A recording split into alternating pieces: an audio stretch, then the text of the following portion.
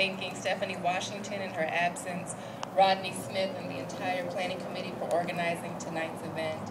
And thank you, of course, to Dr. Linda Young, who is our president of the Clark County School Board of Trustees, the first ever African-American to hold that position. She has truly been a friend and mentor to me, and I'm just excited about being able to work with her in improving education in our community. I'm humbled and grateful to be here with all of you tonight to reflect on the life and contributions of the great Reverend Dr. Martin Luther King Jr. My heart is truly happy just to see all of the community stakeholders that are here this evening. It's been nearly 43 years since his death, his assassination, the assassination of Dr. King, marking the end of the civil rights era in America. He was only 39 years old, and he never lived to see what he had declared to be the promised land. In fact, in his famous "I've Been to the Mountaintop" speech, delivered at Mason Temple in Memphis, Tennessee, the night before his death, Dr. King called on those assembled to do three things. One was to stay together, to be united. Two was to remember that the issue is injustice. And three was to use their economic power to invest in black businesses and to make sure that they strengthen the black institutions that would help to advance the cause of justice. But for me, one of the most intriguing parts of Dr. King's speech was his sense of peace and contentment amidst the chaos and threats of violence against his life in Memphis. He knew that his life was coming to an end. But he sensed that something big was happening in Memphis. He said that something big was happening in the world, and that if he were standing at the beginning of time and had the chance to talk to the Almighty, and he asked him, "Martin Luther King, in which age would you desire to live in?" He said that his answer would be the second half of the 20th century. He said that he would start by watching God's children trek from the dark dungeons of Egypt across the Red Sea through the wilderness and into the Promised Land. He said that he would stop by Greece, Mount Olympus, and see Plato, Aristotle, Socrates, Euripides, and Aristophanes debating the great issues of life at the Parthenon. That he would check out the Roman Empire, the Renaissance, and visit the home of the man for whom he was named, Martin Luther, and watch him as he tacked his 95 theses on the church door at Wittenberg. That he would stop by 1863 and watch a vacillating president by the name of Abraham Lincoln finally come to the conclusion that he would have to sign the Emancipation Proclamation. And that he would even come up to the 1930s to witness Franklin Delano Roosevelt grappling with the Great Depression, but reminding us that we have nothing to fear but fear itself. And that finally, and strangely enough, that he would choose the second half of the 20th century. He said that if you allow me to live just a few years in the second half of the 20th century, I will be happy. Happy because he believed it would be the greatest period of history. His life was in jeopardy, and he warned the audience that there would be dark days ahead. But as he put it, it really doesn't matter with me now, because I've been to the mountaintop and I don't mind. But would Dr. King be happy if he knew that in the 21st century, we are still divided as a people by class, by gender, by race, and by generation? That in terms of injustice, we are witnessing the worst wealth gap in the history of our country, and even by race. That our black schools, colleges, and universities and other institutions are struggling for funds and resources and support. And for the first time ever in American history, this generation of young people will fare worse than the generation that came before it. Would he be happy to note that despite legal victories ending the system of separate but equal schools in this country, that more than half of black students do not graduate from high school, or that a black boy born in 2001 has a 1 in 3 chance of going to prison in his lifetime?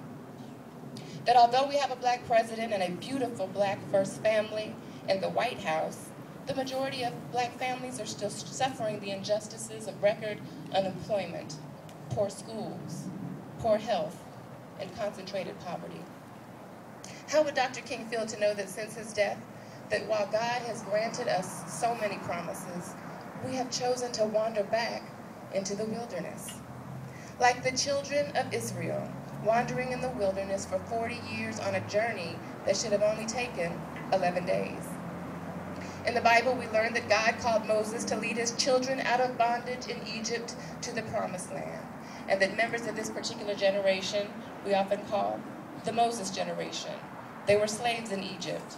The Bible describes them as a grumbling, disobedient, and stiff-necked people who, rather than trusting God and being willing to receive the many blessings and promises that he had in store for them, preferred to go back to the slavery in Egypt. They couldn't see past their pain, their bitterness, or their circumstance, and Pharaoh kept them divided to keep them in bondage physically and spiritually.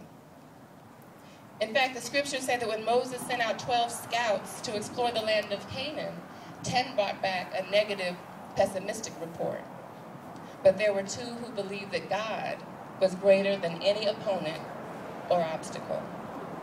Joshua and Caleb looked and gave the report and said, "I think we can take the land. We should go up and take possession of the land, for we can certainly do it." The Bible said that they had another spirit with them, that they followed God fully, and that God would bring them into the Promised Land and their seed would possess it. For Joshua and Caleb, or the Joshua generation, were not familiar with the experiences of slavery or bondage or 40 years in the wilderness. They believed that God had promised them the land and they were ready to occupy the land. Unlike the Moses generation, the Joshua generation was destined to do what the previous generation thought was impossible. The Joshua generation did not experience slavery, poll taxes, Jim Crow, or the civil rights movement like the Moses generation did, but they reaped the benefits of the freedom struggle. And as then U.S. Senator Barack Obama said to a group of civil rights leaders in 2007 in Selma, Alabama, "I'm here because somebody marched. I'm here because you all sacrificed for me. I stand on the shoulder of giants." I thank the Moses generation, but we've got to remember now that Joshua still had a job to do. As great as Moses was, despite all that he did, leading a people out of bondage, he didn't get to cross the river and he didn't get to see the Promised Land. God told him, "Your job is done. You'll see it. You'll be at the mountaintop and you can see what I've promised." And I believe that Dr. King was happy because he saw what God had promised his people. But even after 43 years of wandering in the wilderness since his death, the question is not whether God's promise still stands. The question is, whose report do you believe? Do you believe God's promises to his people, his children, that despite what we've been through as a people and as a community, chattel slavery, lynching, Jim Crow, redlining, and discrimination, that we can take the land? That rather than fighting among one another in the wilderness through black-on-black violence, classism, internalized oppression, and public displays of disrespect, that we can love ourselves enough to love each other and have the audacity to take the land? That the Promised Land is more than a place. It is a state of mind. It is grounded in a faith in God and our love for one another. A love for our children and our children's children. It is about the Moses generation and Joshua generation working together on behalf of future generations. We need both the experienced and the innocent, the courageous and the faithful, those who remember the past and those who are unfettered by the past, but able to focus on the promises of the future. For as we leave the wilderness in search of the Promised Land, we must remember that our most important generation is the one that follows us. This is not about us, but it is about us taking the land so that our children can occupy the dream. And we have all the tools we need to make this happen. We can start by working together to build a neighborhood of promise for our children, right here in this very community in which we are standing tonight in the shadow of Dr. King's statue. We have our own Promised Land. And so I conclude tonight by calling on all of us to come together to accomplish what we believe, what some believe is not possible here. To build a neighborhood of promise, block by block, school by school, and child by child. This call is to build a grassroots movement, the Las Vegas Promise Neighborhood Initiative, modeled after the Harlem Children's Zone in New York, in order to prepare our children, support our families, and build up our community institutions right here in West Las Vegas, a community with such a rich and wonderful history, the area of Black settlement in Southern Nevada, the home of so many pioneers and trailblazers, a community that has experienced school desegregation and busing and economic injustice, and most recently changing demographics that now make it home to a diverse population of Blacks and whites and Latinos and immigrants, native and foreign-born, and the middle class and the poor. And despite the challenges and the deficit thinking that has plagued this community for so long, its rich history, its passionate people, and commitment to justice is witnessed each and every day. With a focus on early childhood education and family support services and youth programs and cultural enrichment through the arts and history, and with the work of our area businesses and churches and Black fraternities and sororities and club women and nonprofit organizations and concerned citizens, we have the tools to activate the village concept that Dr. Young and so many other leaders have promoted through community action that builds up, not tears down, our children and families. Amen. And the Las Vegas Promise Neighborhood is not just another project or program. It is a different way of working together.